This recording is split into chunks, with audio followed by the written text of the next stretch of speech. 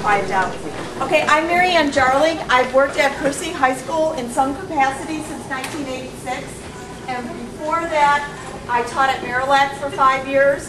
So if we have any Marillac, I also graduated from Marillac, so if there's any Marillac graduates in here, hello.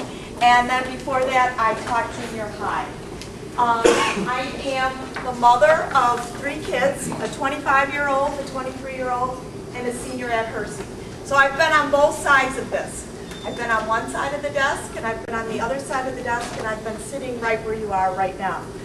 So even though you have all of those experiences, when it comes to being your very own children, they can push your buttons. And you can sit there, you can all be very educated people. Some of you might even be educators yourself. And you've learned it all in a book. You do very well with other people's children all day long, and you get home and you turn into that raving maniac. You know, that you trip over a pair of shoes in that door, or you trip over a backpack, and it's like it's the end of the world. So I just want you to know, I know Judy said that we were experts in all of this, but I don't think, I think parenting and teaching, yes, you may have knowledge and all of that, but it has to apply and work for your child and for your family and what is best for all of you.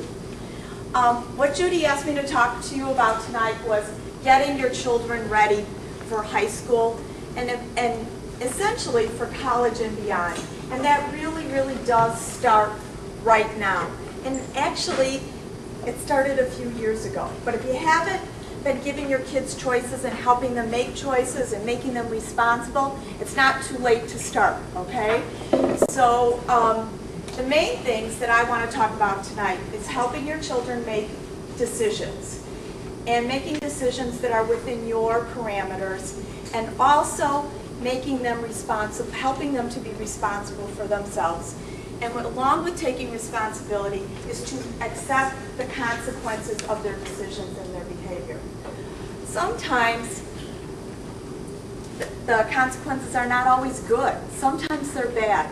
And is it better to get a 0 on a homework assignment in 6th, 7th, or 8th grade and not receive any credit for it and have all these people explaining to you what you've done wrong and help you to improve later on, or not following the rule when you're 18 or 19 and getting arrested? And you may think that's a really big leap, you know, no homework assignment to being arrested when you're 18 or 19, but they do go hand in hand.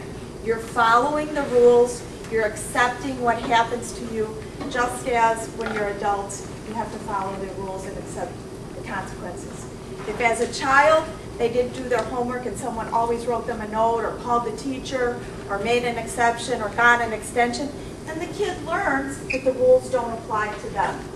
So it's really very important that at a very young age, they start to learn that your actions have consequences and you have to accept those things.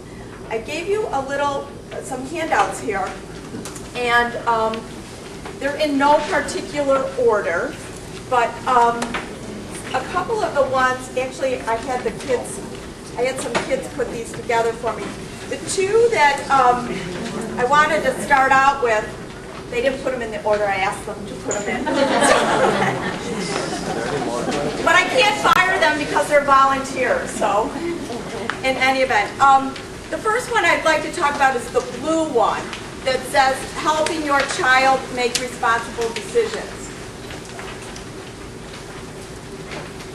Okay, and when you talk to your child about making decisions, you want to talk about 4 different things. What are the choices, and what are the realistic choices? Not some harebrained idea that's way, way out there. And that's where you come in.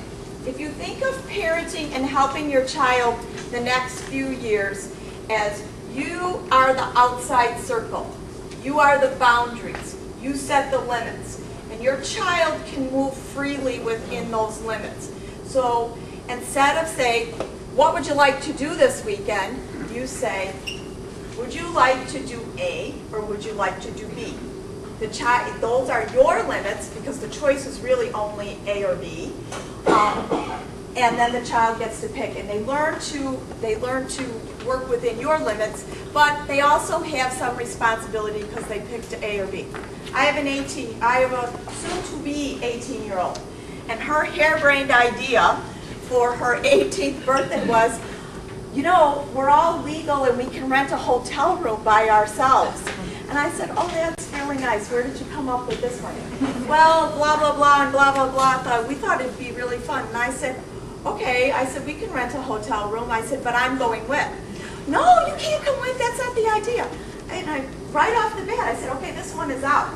You know, we're not discussing it any further. And as a parent, you need to know and you need to assert yourself that way and say, we're not even discussing this. This is ridiculous. And think of something else. If you have another idea for your birthday, I really want you to have a good time with your friends, but it has to be within these parameters.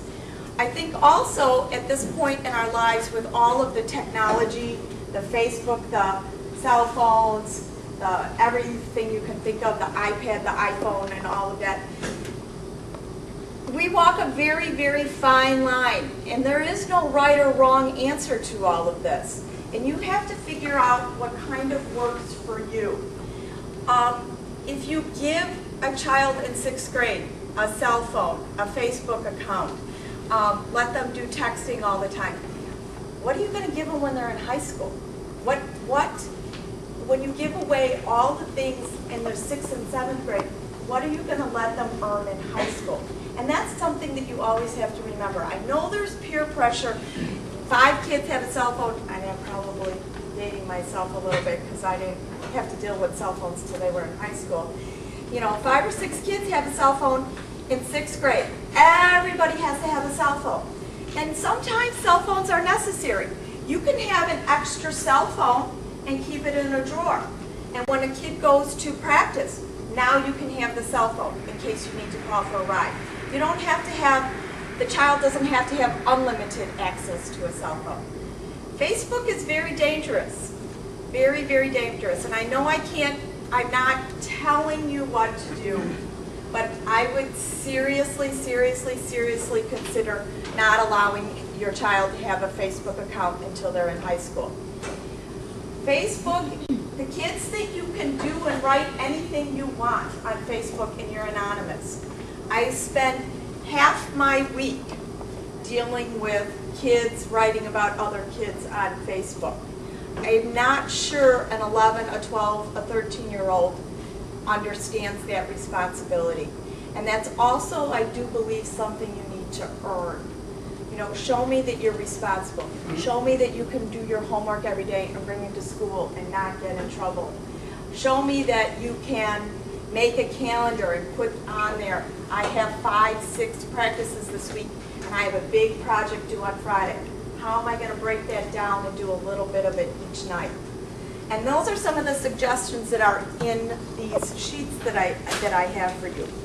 And of course, whenever a child is making a decision and whenever you're making a decision, you need to always talk to them about their values, your family's values, and what's important to your family.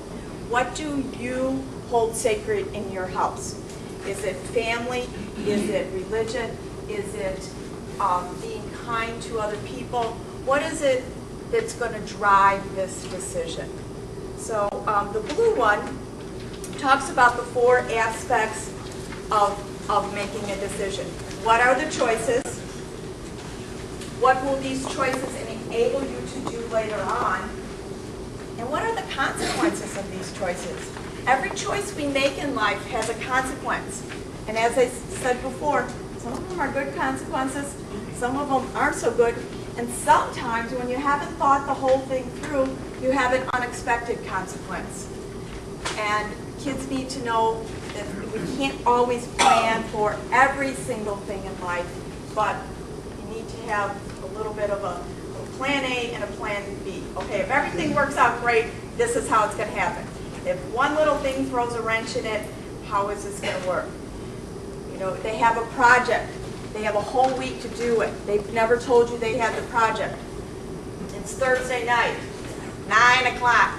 Oh, I need a poster for tomorrow. I need to make a diorama. When my middle child was in 3rd and 4th grade, my girlfriend and I were not allowed to speak speak to each other on the phone after 5 o'clock on a Sunday night, because it would be, oh, did you study for that social studies test? No, I made a diorama this weekend. And you're like, diorama, social studies, and you make it your problem. It's not your problem. It's your child's problem. Homework and school are your child's problem. And I think one of the things that makes us as parents feel that it's our responsibility, and it is our responsibility to guide them and help them and learn how to make a calendar, learn how to divide your time up and to be responsible. But if your child doesn't turn their project in on time, that's not all reflection on us. And I think sometimes as parents, we look at these projects, we look at what a child does in school is, okay, if this isn't the best project, does this mean that I'm not a good parent? So we do a little bit too much helping through that. Kids need to do their own project. You know, if we're making a diorama, how do you want to do this? Where do you want to lay out the things? What parts can you do? What parts do I need to help you with? Not, I will do the whole thing for you. Okay?